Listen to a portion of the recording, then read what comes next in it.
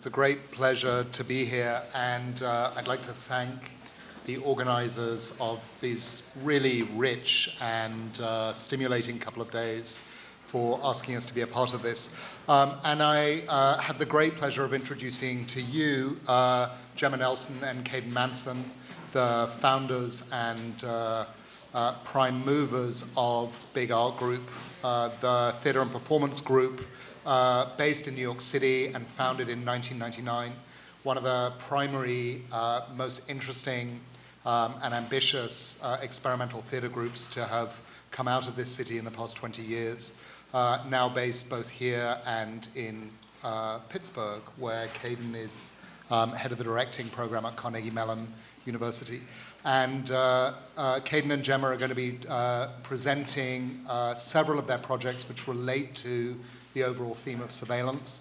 And then we'll be having a brief conversation about their work, and then we'll open it up to further discussion and questions from you.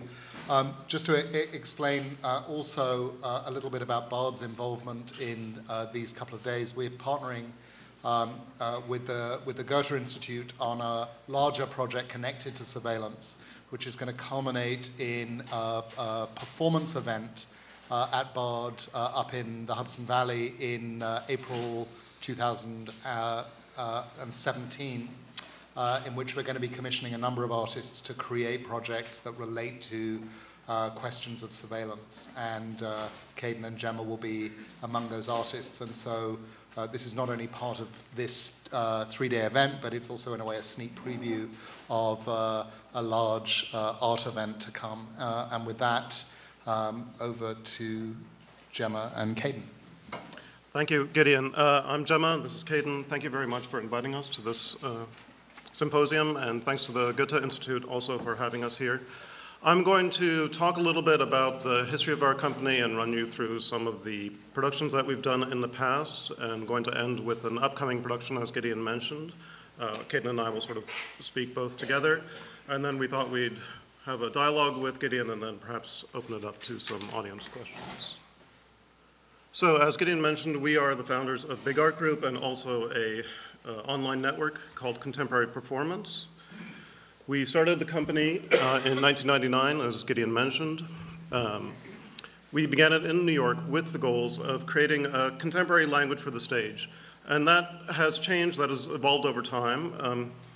The two main goals were to investigate what we could say about our contemporary world and how would our practice reflect our theory.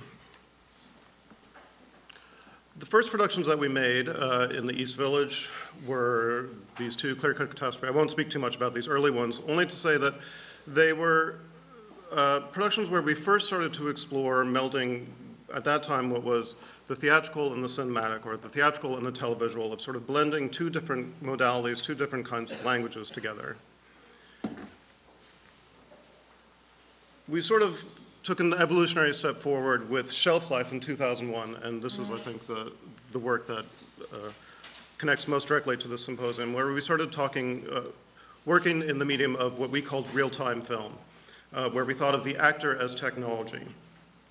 In this particular piece, which was based around a storyline with three characters who covet a hyper-consumer, we imagined the act of looking as an act of consuming. The climax of the play, it was very much a play that was told over the course of the work, occurs on a landfill.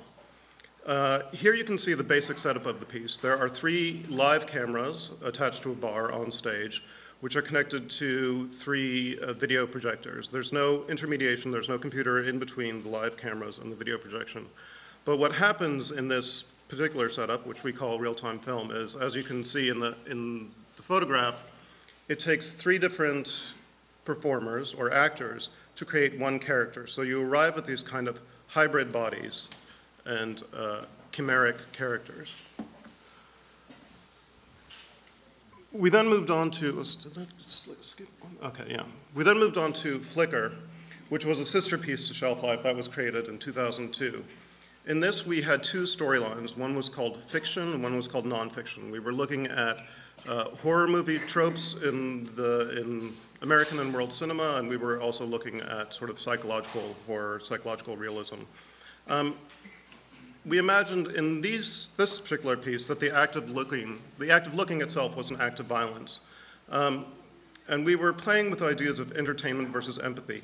Again, there was this idea of the live image, that you're seeing both the image and a sort of cinematic or mediated image, but it's a direct image. There's nothing in between. Again, there's no interference between the live camera. What you see is basically theatrical tricks or props made to create a schism between what you're seeing as you're watching the actor on stage and what you're seeing, what you're reading on the screen. It brings the audience to a point of asking, how am I an active editor in this? How am I constructing the image, the storyline? What am I choosing to pay attention? What is inside the frame and what is outside the frame? And I think that's a topic we'll come back to. This is another view of Flickr. And again, with this, the aesthetic of this was pushing much more towards violence, towards thinking about violence of looking. In this play, there was also, in the horror movie of it, or no, in the psycho realism storyline, there is a character who is videotaping everything in his life, so he's constantly videotaping his life, and that's one of the conventions of the play. He's frequently turning the camera out toward the audience, so you enter in this kind of oscillation of him watching the audience watching themselves. We moved on into a third piece of this trilogy, House of No More. And we were again still working on the act of looking, the construction of the image, but this time as an exercise in world building. And this came out of political and historical events at the time. This is during of course there's always American wars, but this was during the American wars in the Middle East when there was a lot of talk about democracy building and world building on an international stage. There was shot through the piece kind of paranoia. And this Philip Dick is just a nice quote. I can't find the exact attribution of it, but it is, there's a time when they're not spying on me through my phone anymore. Eventually it will be my phone is spying on me, and that's sort of the situation that we have arrived at today. In this play, the main character, Juliet, becomes a sort of surrealist storyline, searches for a disappeared daughter, and she divides in each act until the three Julias pursue each other. This is just a list. We've taken these productions all around the world, mostly in Europe. This is just sort of places that we've been to. Not really that interesting. We sort of split our work in 2006 into three strains of research, represented by three works that we list here: Dead Set, The People, and Cinema Fury. We started continuing with the group work that we had been doing in House of No More and Flickr and Shelf Life. We started working on collaborations with other artists. And we started working in a more participatory fashion with real people, sort of bringing them into this, what had evolved into a highly complex working with live video cameras to see what we could do with people who were untrained in these techniques, and what would it mean for them to be in front of the camera, and how that would change the work. This is a piece from Dead Set, which, as I mentioned, is when we sort of just split apart our work. This is still group work, but in this piece we were beginning to look at sort of new forms of documentation, new forms of media that were available to us. Part of the text for this were the YouTube videos at that time that were new of a documentation of the Iraq War by soldiers. And so we were looking at images of trauma and how we were assimilating or not assimilating those images of trauma into our culture. And it's at the same time that we as Americans were facing censorship on a couple of levels. We had censorship around 9/11. There were images that we did not see on television of what actually happened during 9/11. We also faced censorship in terms of what images of war we saw on the TV. We weren't able to see, specifically there was a lot of contention around images of coffins of soldiers coming back. It was banned, but you could see those. So you had this banning of images on one hand, and then you had citizens who were taking image documentation into their own hands in live war, the first time we'd ever sort of seen that. And so we used that source material in this play.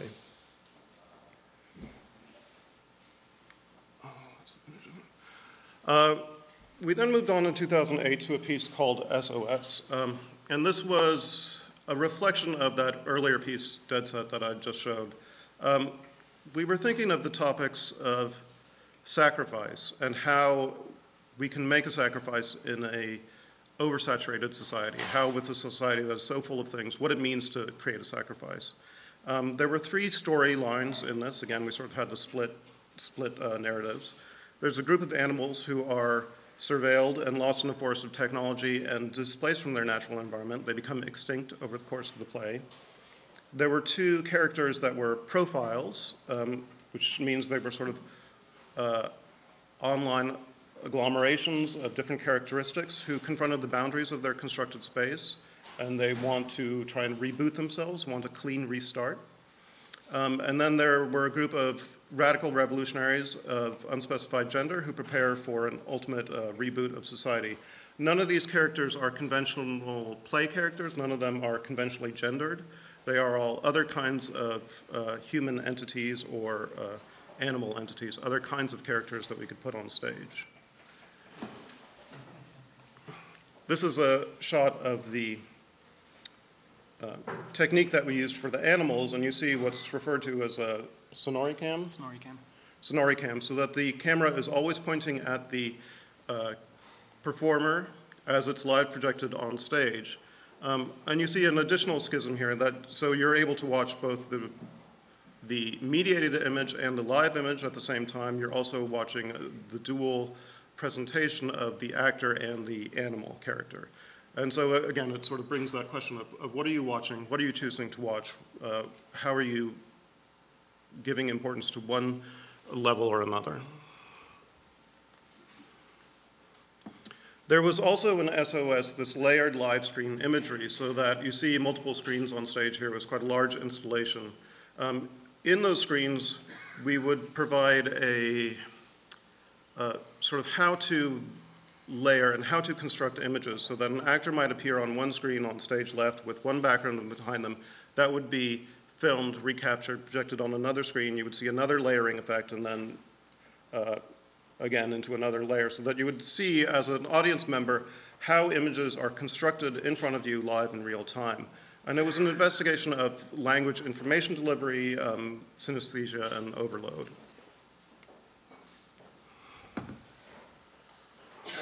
This is a work from 2012. This is Broke House. Again, we're using the live video, but we're playing with a little bit more obscurity in this, a little bit more hiding of the actor so that you're confronted in some moments with only the mediated image. This is a construction of a dwelling. Over the course of this dwelling, and this was very much based on what was happening in the economy of the United States at the time. So over the course of the play, the dwelling becomes torn apart by the inhabitants till they are wearing the house around them. That's why it's called Broke House. So what first starts as sort of an opaque interface that can only be mediated becomes torn away until you have a more skeletal view of the structure. Although in this, I don't have a shot of that. In this, you can see we played with one image or we played with several streams at the same time. Again, confronting that idea of overload, of simultaneity, of inputs, and what you choose to watch and what you choose to not watch.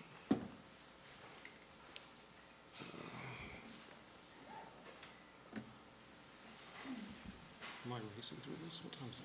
Only got plenty of time. Okay. This sort of brings us to where we are now. We took a pause with Big Art Group. We've taken a break over the last 3 years or so as we've reformulated and thought about the work we're making. And we're approaching now new work that we're in discussion with Gideon about. And this work we're calling at the moment Opacity. It's the Opacity project. We envision it as a kind of umbrella project that might contain several kinds of performances and other kinds of media works. This is a quote Zizek quoted in Matthew Causey, and I'll let you read it. What it's about is this idea of the opacity of the interface. This is what we think right now is an interesting topic, this critical boundary of the interface in how we use and interact with technology and how that is becoming, we think, more opaque and how that is a danger for how we interact with society. And as you can see on our previous work, we've worked a lot with this idea of transparency or making things visible, or the idea of the frame, what you can see, what you can't see, and how that's called attention to, and trying to theatricalize that, trying to make that visible for an audience and make that active for an audience. So we're working on this topic now. I don't have the quote here, but another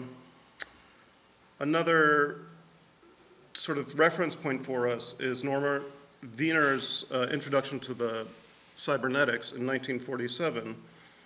In that introduction to the book, the book about cybernetics, where he laid out what he thought the science and theory of cybernetics would be, he writes an introduction to it, and it's a very interesting introduction. At the end of it, he says,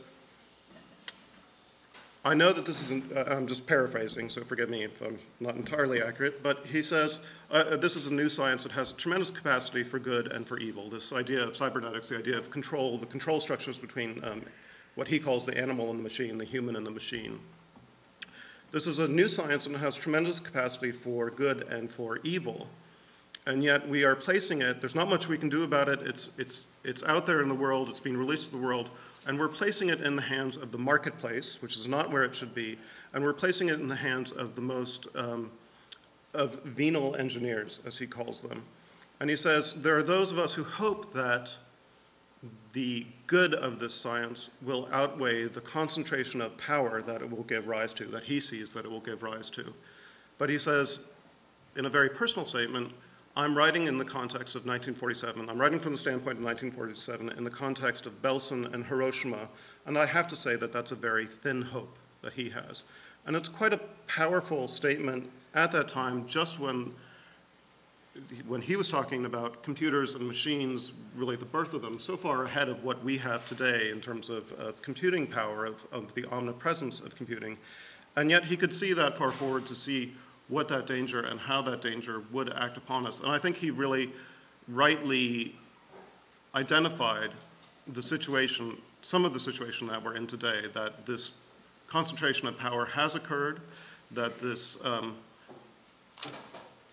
darkening of the interface has occurred and is continuing to occur, and these processes have become obscured from us everyday citizens, and that's quite a powerful topic. So we are working on this right now. We're building it in Pittsburgh. We're doing research.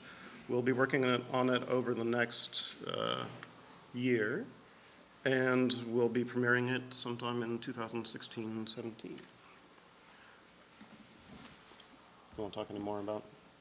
No, I think we'll just talk with him. Oh, so I think then we'll just talk with Gideon. Thank you, Jemma, so much. You've already raised so many interesting questions.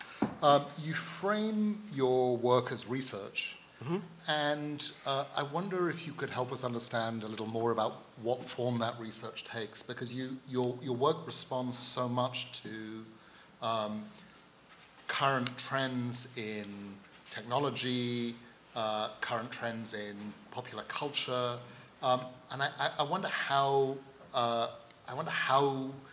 you investigate the material that you then transform into these productions or this work. What does research look like for you? Research is doing, and I think that's part of what we're talking about, the sort of how we're reframing our work moving forward, in that we see feedback between what we're performing on stage and what we're researching in a conventional sense of reading about a topic or doing dramaturgy or living in it. But so we're trying to enact and think about how we are enacting these things in our real lives. As we say, when we're making a play like Flickr or Shelf Life, and we're talking about the characters on stage, and we say that they are image producers and image consumers, normally when Caden and I talk about it, they is us, we are them. We are talking about our own lives. And so we're trying to look critically at our own selves and how we're using these technologies and how we've incorporated them into our own lives. So research for us is very much the doing of the performance. Yeah, I would say it looks a lot like a workshop and rehearsal room. We are usually bringing our research directly into the room with performers and then placing it in front of them and sort of pulling from that research either as textual or actually as embodying. So with Opacity, we're looking at scraping sort of social streams for things like privacy, people talking about privacy or people talking about freedom, and then using programs to then, and algorithms to make new text based on that. In a way, the research embodies the problem that we have. So we're surveying or surveilling these streams and then talking about surveillance with the stuff we've surveilled with. And you know, for now, that's what we've started with, and Jemma's made an app that's doing it for us. That's sort of taking that information and also taking sort of research information and also poetry and sort of literature and sort of pushing that together using some programs. Jemma, in your presentation, you made reference to the importance of frames in your work, and I wonder if you could push that a little further. I'm particularly interested in whether there is something inherent in the mechanics of theater that make it particularly interesting to reflect on questions of surveillance, of looking or being watched. You could, of course, be making films. You do also make films. You could be writing. You do also write. But why theater as an output for this research? Well, I think it's, it's the built-in A does B for C. So you have the built-in, viewer or subject and object. You have the person looking at the thing, and so it's easy to, in theater it's a little bit more difficult, sort of traditional theater, because the frame is not looked at, but in performance, there's the context of the post-dramatic, and you're looking at both the content and also the form of the content. So you can point at the observership, and you can point at the action and the person doing the action. So I think it's built in that you can start discussing that, because it's what you're doing already. You have a live audience watching live performers. So you already have this built-in hierarchy, and this is traditionally constituted of someone watching someone else and watching their activity for a certain amount of time. So it sort of lends itself to some critical examination to say, what is that process? How do we exactly see that? And we thought, well, we could look at that both theatrically and forms that were related to theater at the same time, these cinematic forms, these televisual forms at the same time, and really question this idea of the frame, what's inside and what's out. What you don't see in these pictures so much is that as you're watching those early works, Flickr or Shelf Life, that you're seeing the screen that goes across stage, you're seeing the performers on stage, and there's often a stage on stage, so that you're then seeing the context of everything that's happening inside the proscenium of the theater. Again, another sort of boundary. And during the course of both Shelf Life and Flickr, as the performers move through the story, they jettison objects, which just brings you again out. So they jettison objects over the screen and to the side, so that you're always sort of being brought out to say, like, here's the inside space, the outside space, the space that's visible, the space that's invisible, the negative space of the video camera, things like that. Right. And also, I think to speak specifically to it, even if you're talking about Flickr and Shelf Life, is that the cameras that we're using, we're not controlling those cameras. They're turned on at the beginning and they're turned off at the end. And when we say actors are technology, the actors are sort of using the always-on camera to then tell a cinematic story, and also using the camera and very specifically the frame and the gap between the frames of what's projected to build these sort of liquid identities that we've made using the interfaces we have now. It's a very queer space that's built out of these cameras that are always on. The work that you create is very profoundly keyed to contemporary culture and contemporary technology. And of course, the rate of change of those technologies is exponential. I wonder if you feel that your work dates quickly, whether you look back at something that you made a year or two ago and feel that it already has a kind of historical currency rather than being completely of this moment. Yeah, I mean, different parts of it do. I mean, that's one of the reasons why we have taken a break and gone into research again, because that first 15 years of our work, we were looking at using sort of household technology, this sort of not even prosumer, just consumer technology, to construct those queer bodies that we had but weren't represented in the world, and climbing inside that frame to build these sort of oscillating identities. And we got to a point in the research where we're like, that isn't where we are anymore, and actually it's almost sort of a different paradigm in that now what we do is to build these liquid identities, to build these fluctuating identities, we use our different streams. So we use our different social streams, our different avatars, our different profiles to build these identities. And at the same time, and which brings us to this work, is that the interface we're using for that has become so opaque that what is actually happening to that information and how it's being data mined and what that data body is, what's being created or what we're creating and it's being created by the data mining of our profiles is different than what we're putting out there in the world.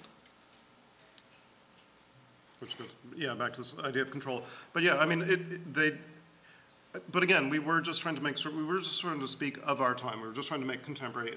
I would say that opening goal that we set to make a contemporary language for the stage, I would say that last phrase, word stage, is what's changed for us most recently. We're not thinking of it in terms of, as we've evolved over the course of our practice, we're not thinking about it so much as theatrical anymore, but in a more expanded way. Tell us more about that. What does stage mean for you now, or when you say in a more expanded way? Well, we're looking. An example? Yeah, we're looking at the way. Well, we're looking at the way performance itself has expanded into different spaces. So you have this idea of gray spaces now that are not the black box of the theater, not the white cube of the gallery, but you have people who are working across these boundaries. And these boundaries, I mean, it may sound silly to say it, but there's people who still really believe in these categories of theater, visual art, and so, you know, this work that crosses them still has a certain amount of frisson. But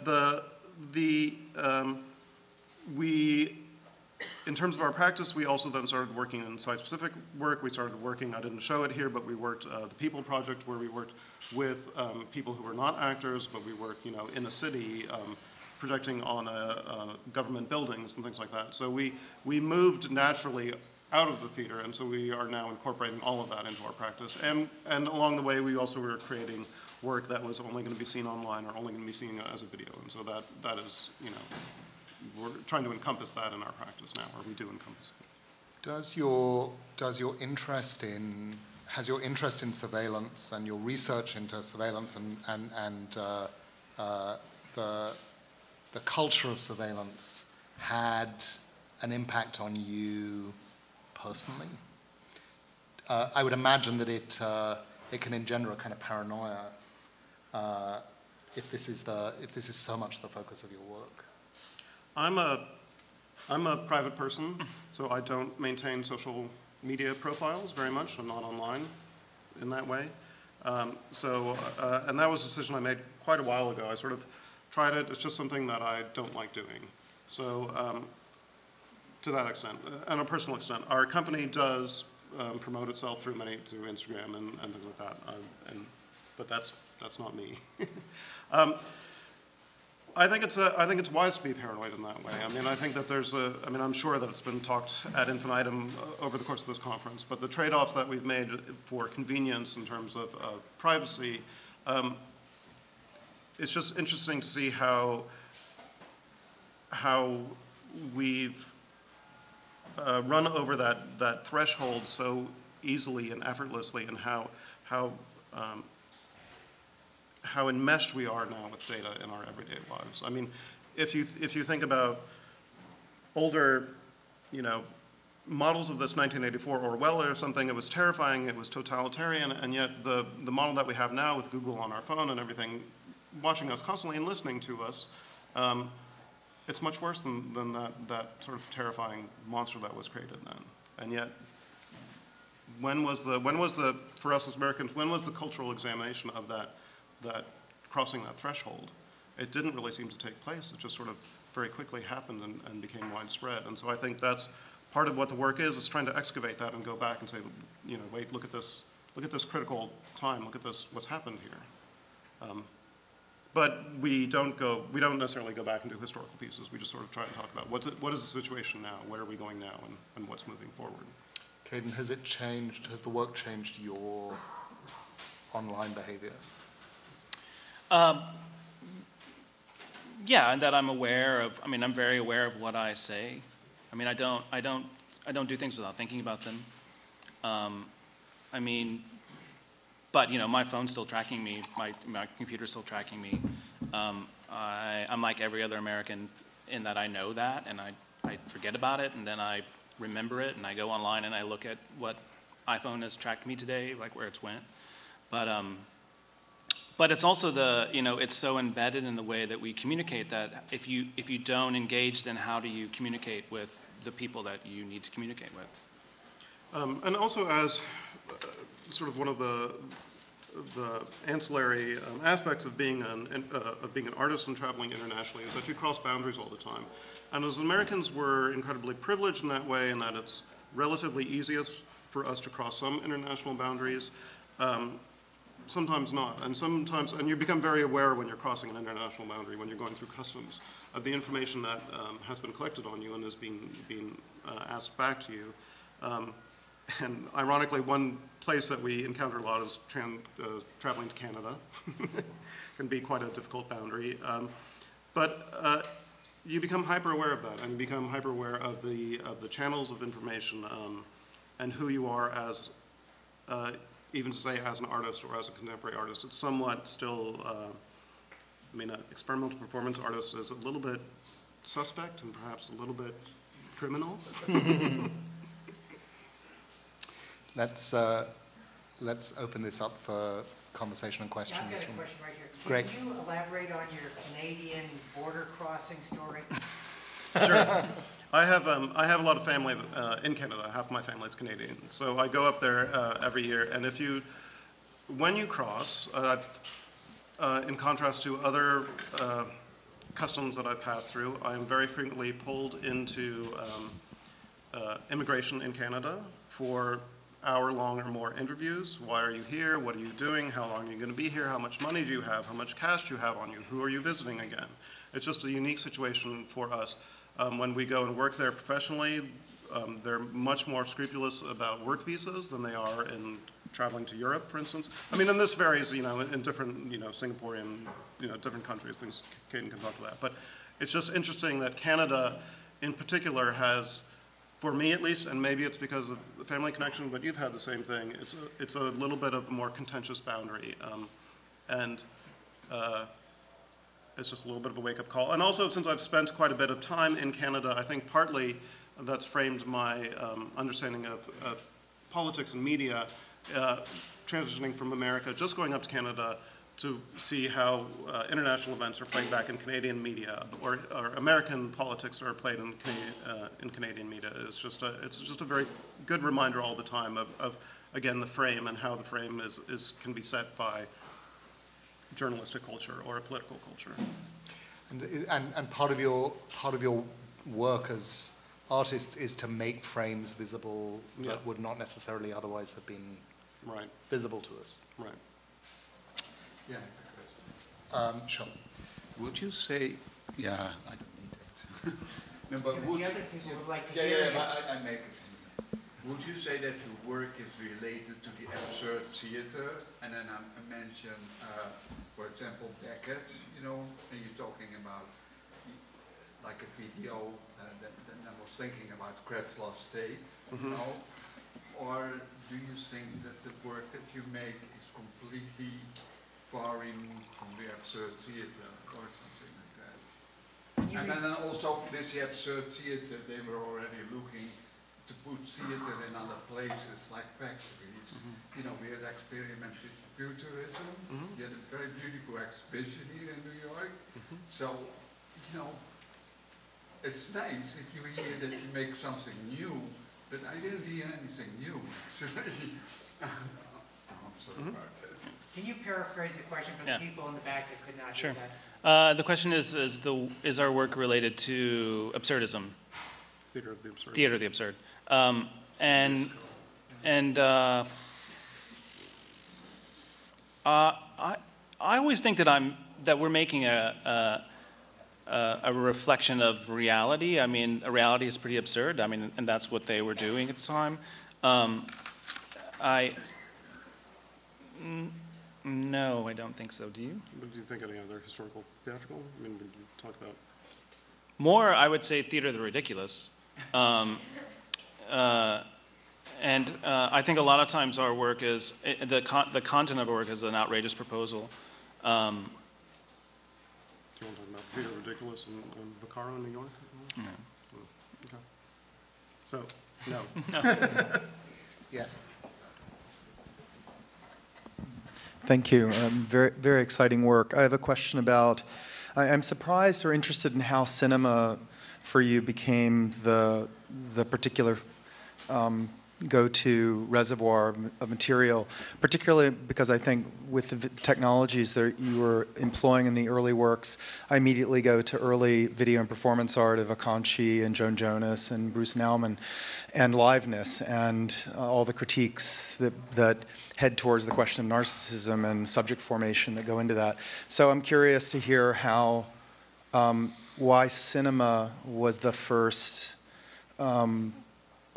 relation of theater to cinema, and what relationship you might have to that early performance in video. And the second question really has to do with what you discovered when you first started as workshopping as actors, this relation to the camera. Like, what did you discover about the actor's body or the actor's technology, just simply through the experience of working with the camera as this other translation, this translation network. I'd really like to hear a reflection on those first moments of discovery. Sure. So that first piece, the slide that I showed at the very beginning of our early work, and there was a piece called Clear Cut Catastrophe, and that was the two sources for that piece were Chekhov's Three Sisters and the Maysles brothers' Grey Gardens. And this was at the time before Grey Gardens had been made into a musical, then made into a film, then made back into a play and all this kind of thing. So this was back in the 90s in New York. But Grey Gardens was at that time still a sort of seminal queer film. It was an important queer film. But that particular work itself is also an example of the Maysles cinema verite, right, where they're taking a camera and they're following it around a house and following residents. So that cinematic language for us was a common cultural language that we could investigate and excavate. So that's, I think, why we wanted to use it. We could talk about the common cultural theatrical canon or language of Chekhov, but we also had this other stream that was contemporary, that was, and I don't want to stress these boundaries between high and low culture because I don't think they exist, but that was from another aspect of culture, and we wanted to put those two together and really look at the intersection of those and look at how, so that's why that kind of cinema and cinematic language became important for us, which then became broadened into television tropes later.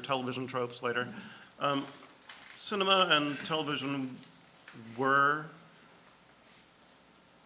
maybe dominant cultural visual forms at the time, or more dominant than they are now. I don't think that television has the same, it doesn't have the same form, it doesn't have the same power as it did then. I mean, there wasn't the same, I don't know. I think that's one thing that's changed recently. I think that's one change in the way we view what is film, what is work that's made. There's other, like I said, YouTube. I think there's other things that have disrupted that relationship that we had with a visual language of that nature. Do you want to talk about the actors and working with the camera and training? Well, yeah. I mean, we can. I would say that. Well, I'll just tell you a story of how the idea of real-time film came about. Was that I was living on Avenue D in the 90s, and one of my roommates was a stylist, and she came home and she told this story to me as we were beginning to work together of It's during Heroin Chic of all the fashion, and they're doing some Gucci ad, and the model, of course, is late, and she shows up, and she really is sick, and she doesn't look presentable at all. I mean, she needs to go to the hospital. Of course, they don't take her there. They just duct tape the $5,000 Gucci top to the back of her and close it up, and they just frame her. She's got scabs, everything. They just put the makeup on, and they just frame her from the waist up, right, and do the hair. And she's totally ill, and then they use her, and she's selling this, you know, she's like in the machine. She's selling this top.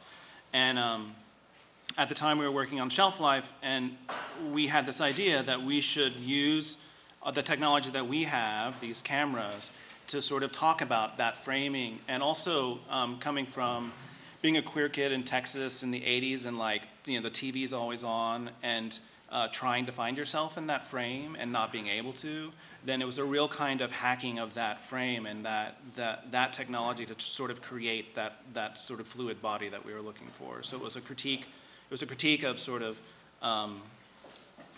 our society, sort of the way that we frame things, and who's in control of that frame and how we sell with that frame, and then also trying to climb inside those frames and work the edges to sort of create these fluid bodies that sort of represented us back to ourselves. And the work with the actors it was very easy, because it's a language that we all speak, so it's not like we had to tell someone what is a Zoom, because they already know, because it's embedded in our lives, or was at the time. You just mentioned Joan Jonas. It was interesting because we had the opportunity, the privilege to work with her last year. We did a remounting, we did a performance of Stockhausen's Originale at the Kitchen last year, and we did that through mediation. So we had live video cameras in collaboration with Nick Hallett, who helped organize it, and the Goethe-Institut.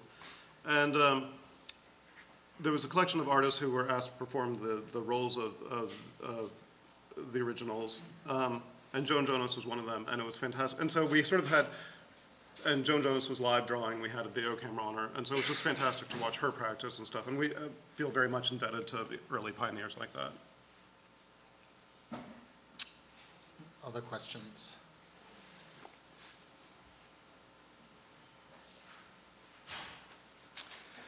I know that it's early days, but I wonder if you could share with us your thoughts at the moment about the form that Opacity will take as the project develops. Sure. We're thinking of it, as I said, as a sort of an umbrella, well, Opacity, the topic, as an umbrella project at the moment. So there's many forms. We're thinking about several kinds of performances and media works in that. The performances that we're thinking of at the moment, and this will change, we're thinking of a very straightforward play that's based on classical sources. We're thinking of a musical collaboration piece. So when I mentioned that our research had divided into 3 streams, one of them were these collaborations that we do with musicians, and so we pick a topic and we write a song cycle around it, and we perform that. That was a kind of puppet theater, the Sleep that I'm referring to performance was a kind of puppet theater with live video, with live musicians on stage. Theo Kogan, who's fantastic. So we'll probably do something around that with sound and music. We will then do another series that's these sort of 37 micro performances that are based on the time that it takes to engage with technology, our enmeshment with technology, so the time that it takes to make a tweet or to watch a Vine or things like that. So they're scenes sort of based on that tempo, which makes a performance itself one night. And then what was the fourth one was, that working Untitled. with another, these are all untitled at the moment, but another one that's, how would you describe it? Another performance that's based on well, that's text. based on the scraping of the social feeds, and then using natural language processing and things to make the dialogue. Right. So there's all of those that are really, that will be performances, that will be live performances. There's also work along the way that we're doing, again, this idea of the research, so that we have already created one app, we'll be creating another one. The algorithms themselves that we're making, and we're investigating this idea of the algorithm and the intermediation of the algorithm, those will be works themselves that we'll release. So a GitHub repository or something like that, a code repository. Other, you know, so maybe some more conventional just media works, video pieces and things like that, but also all those things that are part of how we are going to make the piece then become the piece itself.